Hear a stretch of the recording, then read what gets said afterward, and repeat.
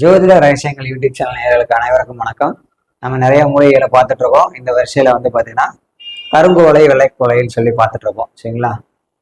இந்த பார்த்தீங்கன்னா தெரியும், இது வெள்ளை கலர் பூ பூத்திருக்கா. வெங்கோலை இந்த கையில் இருக்குது பாருங்க. சங்கு பூ கூட கிராமத்தில் சொல்லுவாங்க. இது கருங்கோலை. சரிங்களா? இதுல பூ நீல நிறத்துல இருக்கு. இதுல பூ வெள்ளை நிறத்துல இருக்கு. பூ தெரியுதுங்களா?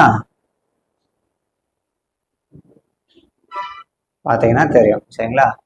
கரும்புகளை வெங்குவலைன்னு சொல்லுவாங்க. இந்த செடி ஒரு அற்புதமான மூலிகை.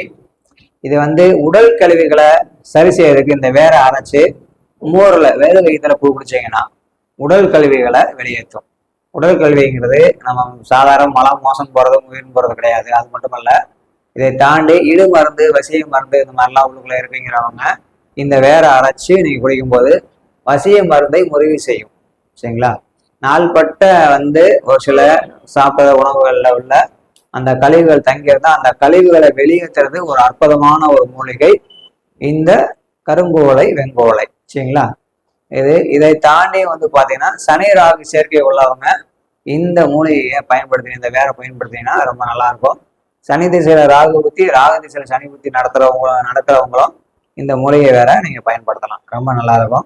நிறைய தூக்கமின்மை அப்படிங்கிறவங்க இந்த மூலிகையை காலையில அதிகாலையில கம்பல்சரி வந்து பார்த்தீங்கன்னா மோர்ல இல்லை தயிர்ல கலந்து குடிச்சிட்டு நீங்க இந்த வேற அரைச்சி பவுடர் பண்ணி நீங்க குடிச்சு பழகுங்க.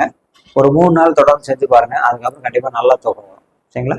இதை பயன்படுத்துங்க. மீண்டும் அடுத்த பதிவுல நம்ம அடுத்த ஒரு நல்ல பதிவோட சந்திக்கலாம். இது போன்ற மூலிகைகளை 108 மூலிகைகளை வந்து நம்ம வகுப்பா எடுத்துட்டு இருக்கோம். இந்த பிப்ரவரியில நேரடி மற்றும் ஜூம் மீட்டிங்ல நடக்குது. வெளியூர்ல இருந்தா ஜூம்ல கலந்துக்குங்க, உள்ளூருக்குள்ள இருந்தா நேர்லயே வந்து கலந்துக்குங்க. ஒரு அற்புதமான வகுப்பு, ரொம்ப யூஸ்ஃபுல்லா இருக்கும். ஒவ்வொருத்தரும் தெரிஞ்சக்கூடிய ஒரு 108 மூலிகைகளை பத்தி சொல்ல போறேன்.